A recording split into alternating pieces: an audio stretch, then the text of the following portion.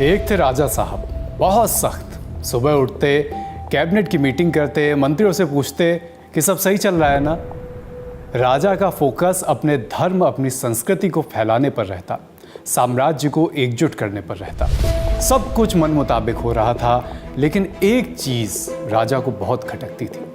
राज्य में रहने वाले ये यहूदी, ये कहीं चले क्यों नहीं जाते? राजा इन यहूदियों को बड़ा परेशान करता। ना त्योहार मनाने की अनुमति, ना रीति रिवाजों के पालन की कोई छूट। साल बीतते गए, टॉर्चर बढ़ता गया। मजबूरी में यहूदियों को एक दिन देश छोड़कर भागना पड़ा। पानी के जहाज से ये यहूदी पहुँचे भारत, बिल्कुल अनजान देश। साल बीते, वक्त बदला। एक बार फिर उनके सामने एक राजा था, जिसके हाथ में इन यहूदियों का भविष्य था। राजा ने हुनर को पहचाना, भरोसा किया, मौका दिया, यहूदियों को योद्धा बनाया, सम्मान दिया, एक पराये मुल्क में पहचान दी। ये राजा थे मराठा साम्राज्य की नींव रखने वाले छत्रपति शिवाजी महाराज, जिन्होंने विस्थापित यहूदियों यानी बेने इज़राइल समुदाय के लोगों को अपनी सेना में शामिल किया और जिनकी प्रतिमा अब इज़राइल में लगने जा रही है। आखिर ऐसी क्या खास बात थी इन यहूदियों में? हर कोई लड़ने के लिए इन्हें ही क्यों चुनता था? ये कहाँ से आए थे और कहाँ चले गए? अगर मैं कहूँ कि इज़राइल के अपने घरों में ये लोग आज भी अक्सर मिसल पाव बनाकर खाते हैं, तो क्या आप भरोसा करेंगे? आज आपको कहानी सुनाएंगे शिवाजी महाराज की सेना में शामिल इन यहूदियों की, जिन्हें बेने इज़राइल समुदाय कहा गया। नमस्ते और स्वागत। मैं हूं अभिषेक और आप देख रहे हैं किस्सों का टाइम ट्रैवल और इतिहास की लल्लन टॉप कहानियों वाला आपका शो तारीख।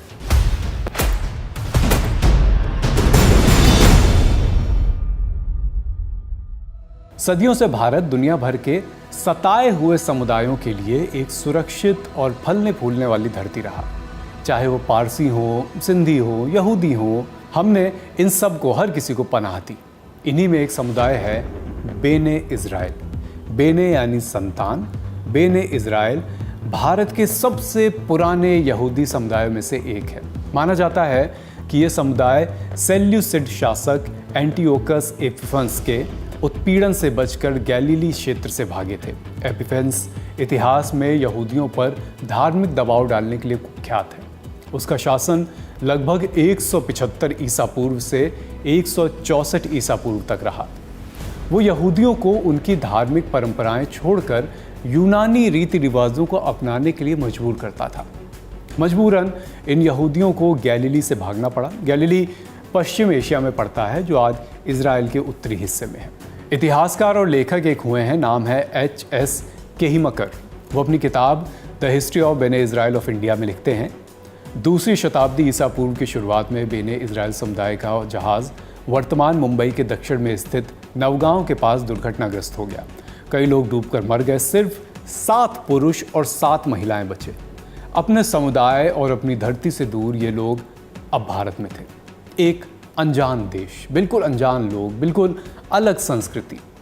लेकिन भारत में इन यहूदियों को न किसी ने अपने रीति रिवाजों का पालन करने से रोका और ना ही किसी तरह का कोई दबाव बनाया गया। ये लोग कोंकण क्षेत्र में बस गए और धीरे धीरे स्थानीय समाज के साथ घुल मिल गए। बेने इज़राइल समुदाय के लोग तेल निकालने और किराने के व्यापार जैसे काम करते थे। हालांकि ये सिर्फ व्यापारी या तेल निकालने वाले लोग नहीं थे। ऐतिहासिक दस्तावेजों से संकेत मिलता है कि समुदाय के कई लोगों ने मजबूत सैन्य परंपरा विकसित की और भारत के पश्चिमी तट के विभिन्न शासकों की सेनाओं और नौसेनाओं में भी इन्होंने काम किया। इनमें जंजीरा के सिद्दी, आंग्रे परिवार और मराठा साम्राज्य शामिल थे, जिसके बारे में अभी हम आगे बात करेंगे। शनिवार को ये लोग कोई काम नहीं करते थे। यहूदी धर्म के अनुसार हर हफ्ते के 7वें दिन यानी शनिवार को सबात मनाया जाता है। इस दिन यहूदी लोग कामकाज बंद करके प्रार्थना और धार्मिक गतिविधियों में अपना समय देते हैं। लिहाजा बेने इज़राइल समुदाय के लोग भी हर शनिवार को पूरी शिद्दत से सबात मनाते थे। समय के साथ बेने इज़राइल समुदाय ने मराठी भाषा और भारत की कई स्थानीय परंपराओं को भी अपना लिया, लेकिन अपनी यहूदी पहचान और परंपराओं को छोड़ा नहीं उन्होंने। बहुत लंबे समय तक महाराष्ट्र में रहने की वजह से इस क्षेत्र में एक अनोखी भारतीय यहूदी संस्कृति ने आकार लिया।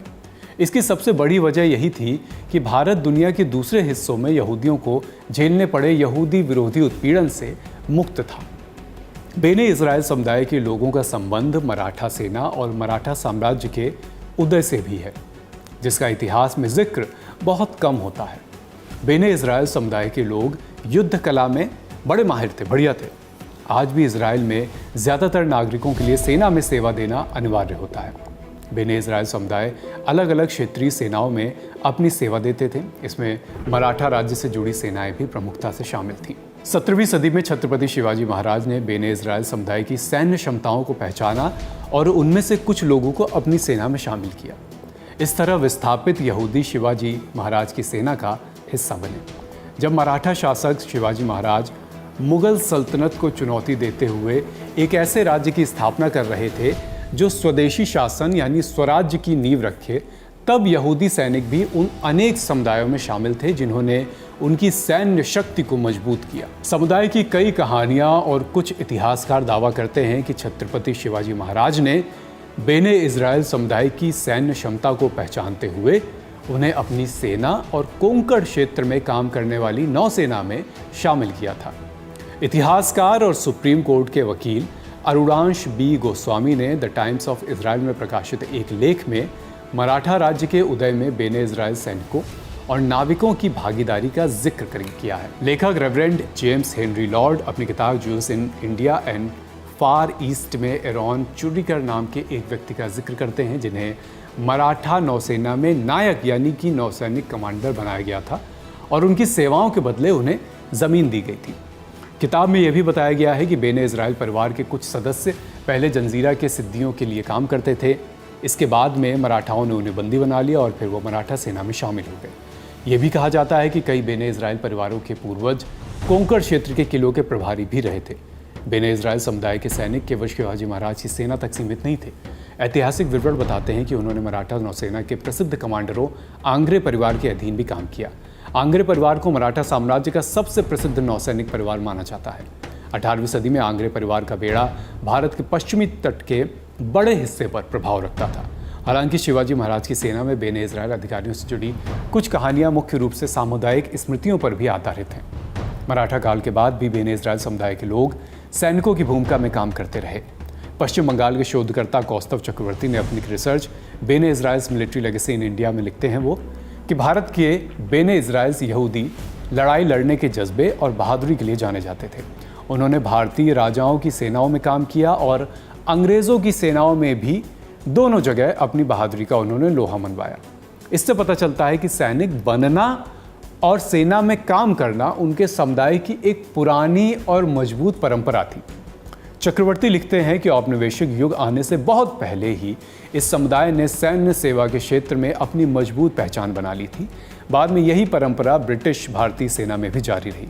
इसलिए भले ही शिवाजी महाराज की सेना में बेने इज़राइल अधिकारियों से जुड़ी कुछ विशेष कहानियां समुदाय की स्मृति पर आधारित हों, लेकिन इस बात से कतई इनकार नहीं किया जा सकता कि वे मराठा साम्राज्य के इतिहास का एक कम चर्चित लेकिन बेहद अहम हिस्सा हैं। 18वीं सदी के दूसरे भाग से समुदाय के सदस्य ईस्ट इंडिया कंपनी की बॉम्बे प्रेसिडेंसी आर्मी में बड़ी संख्या में शामिल होने लगे, भर्ती होने लगे। अपनी आबादी के अनुपात में उनकी भागीदारी काफ़ी अधिक थी। सबसे शुरुआती ज्ञात सैनिकों में दिवेकर बंधु शामिल थे, जिनमें सैमुअल इज़ेकियल दिवेकर प्रमुख थे। वो 18वीं सदी के अंत में ईस्ट इंडिया कंपनी की सेवा में शामिल हुए थे। अगली एक सदी के दौरान बेने इज़राइल सैनिकों ने ईस्ट इंडिया कंपनी और बाद में ब्रिटिश राज के लगभग सभी प्रमुख युद्धों में भाग लिया, जैसे एंग्लो मैसूर युद्ध, एंग्लो मराठा, एंग्लो अफगान युद्ध, 1857 का विद्रोह और भी तमाम सारे। उनकी पढ़ाई लिखाई, अंग्रेज़ी भाषा का ज्ञान और लंबे सैन्य अनुभव ने कई लोगों को सेना में उच्च पदों पर पहुंचने में मदद की। विद्वानों का कहना है कि 19वीं सदी के मध्य तक इस छोटे से समुदाय ने अपनी आबादी की तुलना में असाधारण संख्या में भारतीय सैन्य अधिकारी दिए थे। इसके बाद आया 1948 का साल। इज़राइल अस्तित्व में आया। दुनिया भर में विस्थापित यहूदियों को आखिरकार एक घर मिला। बेने इज़राइल समुदाय भी घर लौटने लगा और अगले कुछ वर्षों में तमाम बेने इज़राइल परिवार भारत से इज़राइल चले गए। 1960 के दशक के अंत तक समुदाय के 12,000 से अधिक सदस्य इज़राइल में बस चुके थे। सदियों तक भारत में रहने वाला यह समुदाय इज़रायली समाज का भी महत्वपूर्ण हिस्सा बना। हालांकि यह बदलाव इतना भी आसान नहीं था। शुरुआती वर्षों में कुछ धार्मिक अधिकारियों ने बेने इज़राइल समुदाय की यहूदी पहचान और वंश को लेकर सवाल उठाए, लेकिन कुछ समय बाद इजरायली सरकार और धार्मिक संस्थाओं ने बेने इज़राइल समुदाय की पूर्ण यहूदी पहचान को औपचारिक रूप से मान्यता दे दी। आज इजराइल में बेने इज़राइल समुदाय के वंशजों की संख्या 50,000 से भी अधिक मानी जाती है। वे भारतीय विरासत को संभाले हुए हैं और देश की सेना, राजनीति, शिक्षा और सांस्कृतिक जीवन में अपनी भागीदारी निभा रहे हैं। मराठी गीत, भारतीय खान पान और पारंपरिक रीति रिवाज आज भी इजराइल में रहने वाले तमाम बेने इज़राइल परिवारों के जीवन का हिस्सा हैं। हालांकि भारत में अब इस समुदाय की संख्या कम रह गई है। लगभग 5,000 लोग अभी भी मुख्य रूप से मुंबई, ठाणे और कोंकण क्षेत्र में रहते हैं। उनके सिनेगॉग यानी यहूदी प्रार्थना स्थल, कब्रिस्तान और सामुदायिक संस्थाएं आज भी पश्चिमी भारत में सदियों पुरानी यहूदी उपस्थिति की याद दिलाती हैं। इसी रिश्ते और ऐतिहासिक विरासत को ध्यान में रखते हुए इजराइल में अब छत्रपति शिवाजी महाराज की प्रतिमा स्थापित की जाएगी, जो न सिर्फ मराठाओं बल्कि पूरी हिंदुस्तान के लिए गर्व की बात है। आज का ये अंक यहीं समाप्त होता है। तारीख का ये एपिसोड लिखा है हमारे साथी योगेश ने। अपना ख्याल रखिए। ललन टॉप देखते रहिए। शुक्रिया।